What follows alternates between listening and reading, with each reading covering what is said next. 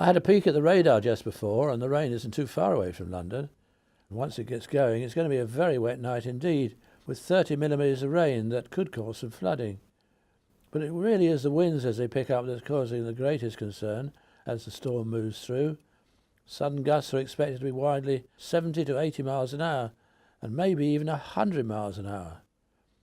These are the warning areas, and there's a rare Met Office red warning in force, which means there is a danger to life. This indeed is rare, and the storm is intense. Don't forget to keep updated with the latest information on Storm Quentin via the Met Office website or on the app. Good afternoon to you. Earlier today, at Cycling Sue, tweeted us here at the Met Office and said she'd heard there was a hurricane on the way.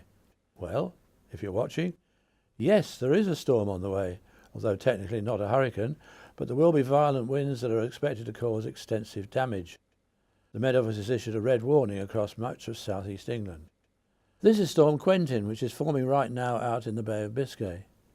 It'll bring damaging gusts to large parts of northern France at first tonight, before hitting the southeast in the early hours. Winds could reach at least 80 miles an hour, and if we see those kind of gusts, expect lots of trees down and widespread disruption to transport.